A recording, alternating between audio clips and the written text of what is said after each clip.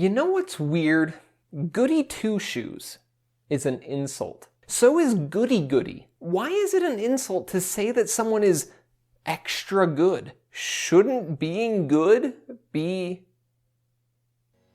good? Well, it is.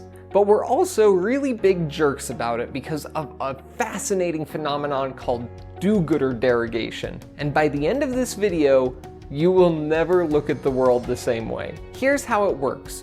When someone in a moral majority, like just an average person, is put in a situation with a moral minority, like a vegan, for example, they tend to subconsciously associate negative terms with the vegan. And it gets significantly worse if the majority, the average person, gets asked how they think the vegan views them. The meat eater assumes that the vegan is going to judge them. So they start subconsciously tearing down the vegan to preemptively take the sting out of their judgmental words. And this applies to way more than just vegans. Anytime someone has a belief that we consider morally stricter than our own beliefs, we'll immediately start tearing it down, which isn't great for ethicists. When I first told someone that I was doing keynote speeches, they got really excited and they were like, "Ooh, what about?" And I said, "Ethics." And they said,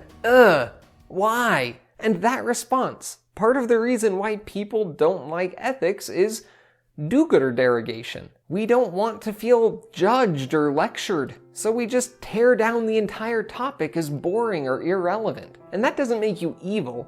That makes you normal. Almost every cognitive bias is designed to make us think that we are good people and that we're right. So our brains treat anything that even threatens that belief as a threat, which is why we're so quick to attack anything that's different from us, especially if we think that they think they're better than us. Right now, some of you, like the vegans in the audience, are thinking, wow, this explains everything, because you've felt it.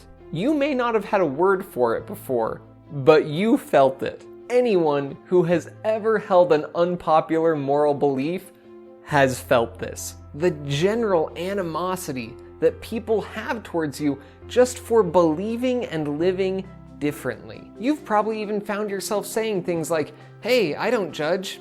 You eat whatever you want," in hopes that people will just leave you alone and let you live your own standards. But if you aren't in a moral minority, and if you never have been, then you might be thinking, "Dallin, sure, some people are sensitive and overreact, but this isn't that common." To you, my dear skeptic, I would say you can easily test this yourself. Here's all you have to do. The next time you're in a conversation about traffic or something sort of related, just casually mention that you've decided that it just isn't worth it to ever speed, when it's so directly correlated with increased accidents, injuries, and fatalities. For bonus points, you can end by saying, "I just don't think there's anywhere I need to be 30 seconds earlier that would be worth risking someone's life." Then watch the conversation turn against you. Everyone else you're talking to may start subtly justifying their reasons for speeding. How they only speed a little bit and when it's not that bad. Or they may tell you how going too slow actually causes more accidents than speeding, which is completely unrelated and not what you said at all. They may even point blank tell you that people like you are the problem and the reason the traffic is so bad all the time, despite the fact that you are just making a statement about your personal behavior based on verifiable facts. You will be the bad guy. Some people derogate harder than others, but even if they don't tear you down out loud, they will likely be criticizing your belief in their mind. Just a little. Because they have to protect themselves, their decisions, their beliefs, their behavior. And it is absolutely fascinating. The next challenge, which is much harder, is to catch yourself doing it, and then try to stop it. Because as annoying as that pious little goody-two-shoes can be sometimes, there really isn't such a thing as being too good.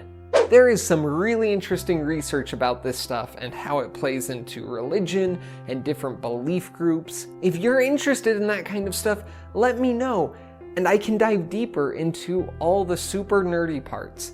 Now get out there and make the world a better place.